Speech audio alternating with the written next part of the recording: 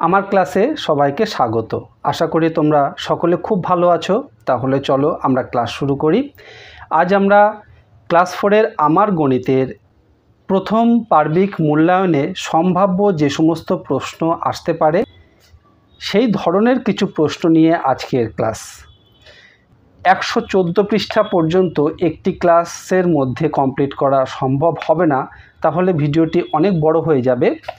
তাই দুটি ভাগে ভাগ করে আমরা এই ক্লাসটি করব, অর্থাৎ প্রথম পার্বিক মূল্যায়নের সম্ভাব্য প্রশ্ন এবং উত্তর আমরা দুটি ক্লাসে ভাগ করে নেব। প্রথম ক্লাসে আমরা বেশ কতকগুলো প্রশ্ন এবং তাদের উত্তর জানব। তো চলো আমরা দেখি কি কি সম্ভাব্য প্রশ্ন আসতে পারে এবং তাদের উত্তর কি হবে। প্রথমেই একদম সংক্ষিপ্ত আকারের কিছু প্রশ্ন আসতে পারে, যেমন টিক দেওয়া, অর্থাৎ যেটি সঠিক তার মাথায় রাইট চিহ্ন দিয়ে আমাদেরকে দেখাতে হবে। এই রকম ছোট প্রশ্নের ভিতরে আসতে পারে ভাগশেষ ভাজকের চেয়ে ছোট না বড়। অপশান দিয়ে দিল ছোট এবং বড় এই দুটির মধ্যে কোনটি হবে। তাহলে আমরা জানি ভাগশেষ ভাজকের চেয়ে ছোট হয়, তাই আমরা ছোটর মাথায় টিক দিয়ে দেব। তারপর লিপ ইয়ার হলে ফেব্রুয়ারি মাসের দিন সংখ্যা 29 অথবা 28 দিন হয়। দুটি অপশান এখানে দেওয়া হয়েছে, 29 অথবা 28, যেটি হবে তার মাথায় টিক দিতে হবে। এখানে আমরা কিসের মাথায় টিক দেব? আমরা জানি লিপ ইয়ার হলে সেই বছর ফেব্রুয়ারি মাসের দিন সংখ্যা 29 হয়, তাই 29-এর মাথায় আমরা একটি রাইট চিহ্ন দিয়ে দেব। এই রকম অনেক প্রশ্ন কিন্তু আসতে পারে। আমি শুধু প্রশ্নের ধরনগুলো তোমাদের বলে দিচ্ছি, সেই মতো তোমরা অবশ্যই প্রিপারেশান নেবে। এছাড়া এক সংখ্যার ও দুই সংখ্যার গুণ আসতে পারে, যেমন দেওয়া হলো 6 গুণ 7 সমান কত। আমরা কি লিখব? 6 গুণ 7 আমরা জানি, গুণ অঙ্ক আমরা ভালোই পারি, তাই 6 7 42 লিখে দেব। তারপর ধরো আরেকটি অঙ্ক দিল 4 গুণ 8 সমান কত। 4 8 32, আমরা 32 লিখব।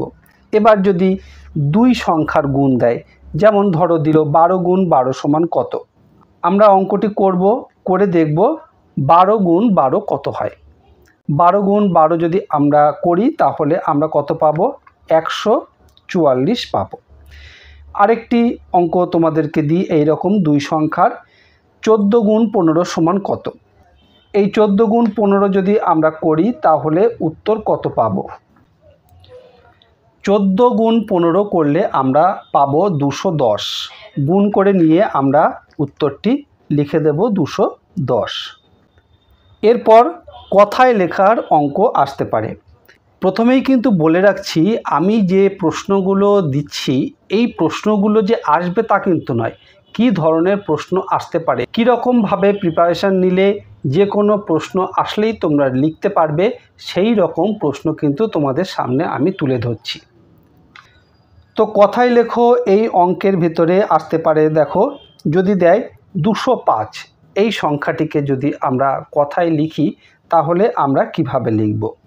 আমরা 205 লিখতে পারি, আবার 205 এই কথাটিও কিন্তু লিখতে পারি। 205 না লিখে আমরা যদি 205 লিখি তাহলে কিন্তু ভালো হবে। আরেকটি সংখ্যা যদি দেয়, ধরো দিল 312, এই সংখ্যাটিকে আমরা যদি কথায় লিখি তাহলে আমরা কিভাবে লিখব? 312। মানের ঊর্ধ্বক্রমে সাজানোর অঙ্ক কিন্তু আসতে পারে।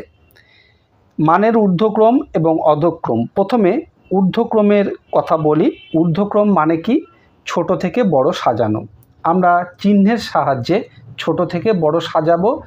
যদি বলা থাকে চিহ্নের সাহায্যে সাজাও তাহলে চিহ্ন দিয়ে সাজাবো, আর যদি কিছু বলা না থাকে তাহলে কমা চিহ্ন দিয়েও কিন্তু আমরা পরপর ছোট থেকে বড় সাজিয়ে দিতে পারি। আমি এখানে চিহ্ন দিয়ে তোমাদের দেখিয়ে দিচ্ছি। ধরো তিনটে সংখ্যা দিল 226, 225, 251। তাহলে যদি আমরা ছোট থেকে বড় সাজাই তাহলে সবচেয়ে ছোট কোনটা? সবচেয়ে ছোট দেখো এখানে আছে 225। তার চেয়ে বড় কোনটি? 226। তার চেয়ে বড় কোনটি? 251। এইভাবে কিন্তু আমরা মানের ঊর্ধ্বক্রমে সাজাবো। আরও একটি অঙ্ক তোমাদের বলি। ধরো আরও তিনটি সংখ্যা দিল 354, 345, 324। এই তিনটি সংখ্যাকে যদি আমরা মানের ঊর্ধ্বক্রমে সাজাই তাহলে আমরা সবচেয়ে ছোট সংখ্যাটি কি পাচ্ছি? দেখো 324। 324-এর চেয়ে বড় কোনটি? 345। তার চেয়ে বড় কোনটি? 354। এইভাবে কিন্তু আমরা মানের ঊর্ধ্বক্রমে সাজাবো। এবার আসি মানের অর্ধক্রমে সাজানোর কথা। মানের অর্ধক্রমে সাজাতে গিয়ে যদি আমাদের এই রকম কিছু সংখ্যা দেয়, ধরো দিল 725, 551, 752।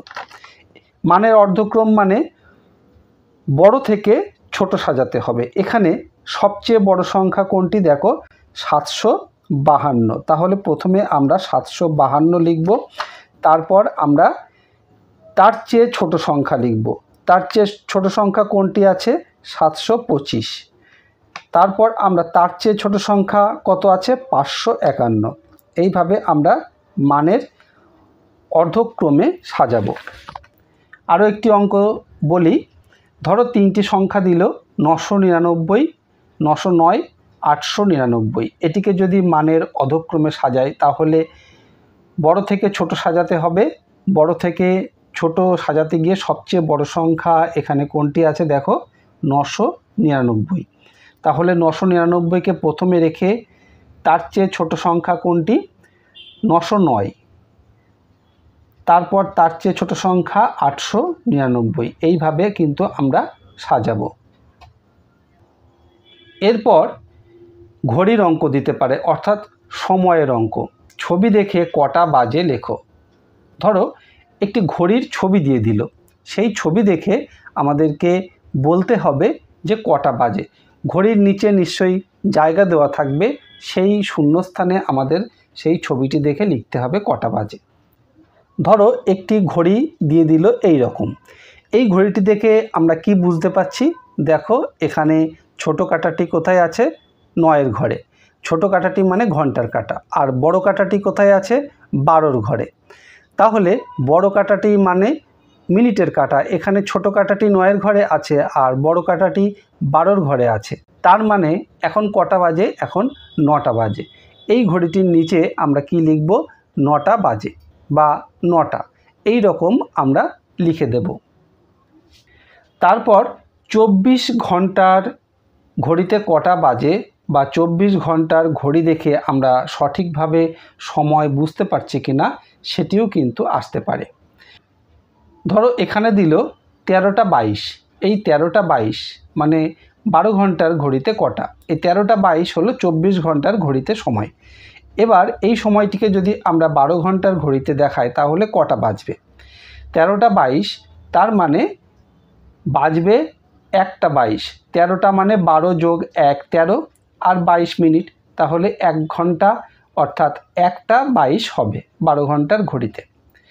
আবার যদি দেয় 23টা 30, এই 23টা 30 মানে 12 ঘন্টার ঘড়িতে কটা বাজবে? 23টা 30 মানে 12 ঘন্টার ঘড়িতে বাজবে 11টা 30, অর্থাৎ রাত 11টা 30। এইভাবে তোমাদের বইতে যা আছে ডিটেলসে প্র্যাকটিস করো। আশা করি এর ভিতর থেকেই সমস্ত রকম প্রশ্ন আসবে। দেখো ডিটেলসে করতে হবে, কোনো জায়গা কিন্তু বাকি রাখা যাবে না, কারণ আমরা কিন্তু জানি না কোথার থেকে প্রশ্ন আসবে। তবে হ্যাঁ, এটা আমরা জানি কী রকম প্রশ্ন আসবে।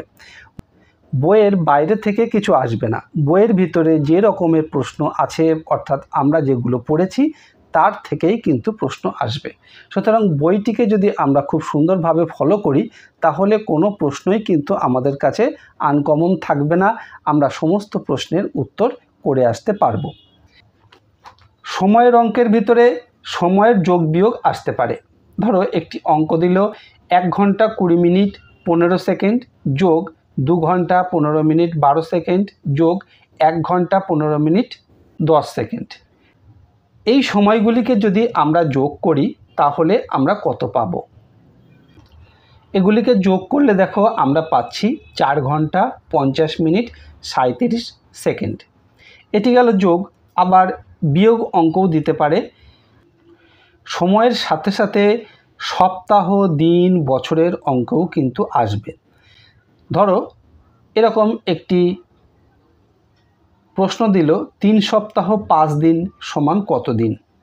তাহলে আমরা জানি 1 সপ্তাহ সমান 7 দিন। তাহলে 3 সপ্তাহ সমান করতে গেলে আমরা কি করব? 3 গুণ 7 21 দিন, তার সাথে 5 দিন যোগ করব। কত হবে? 26 দিন। আবার এরকমও দিতে পারে 35 দিন সমান কত সপ্তাহ? আমরা যেহেতু জানি 7 দিন সমান 1 সপ্তাহ, তাই কি করব? 35কে আমরা 7 দিয়ে ভাগ করব। 35কে 7 দিয়ে ভাগ করলে আমরা কত পাবো? 5। তাহলে 35 দিন সমান 5 সপ্তাহ। এটি আমরা লিখে দেব। তো এই ভিডিওতে আমরা এইটুকুই শিখলাম। এরপরে আরেকটি ভিডিও করব। সেই ভিডিওতে বাকি অংশটুকু আমরা কমপ্লিট করার চেষ্টা করব। আশা করি ভিডিওটি তোমরা খুব ভালোভাবে দেখেছো এবং বিষয়টি বুঝতে পেরেছো কী রকম অঙ্ক আমাদের এই মূল্যায়নে আসতে পারে। তোমাদের একটা সম্যক ধারণা এই ভিডিওর মাধ্যমে পেয়ে গেছো। ভিডিওটি ভালো লাগলে অবশ্যই একটি লাইক করো আর তোমার বন্ধুদের মধ্যে শেয়ার করে দিও। তাহলে তোমার বন্ধুরাও কিন্তু এর থেকে শিখতে পারবে। আর এই রকম ভিডিও আবারও পেতে চাইলে চ্যানেলটি অবশ্যই সাবস্ক্রাইব করে রেখো। খুব ভালো থেকো। দেখা হবে আবার পরের ভিডিওতে। ধন্যবাদ।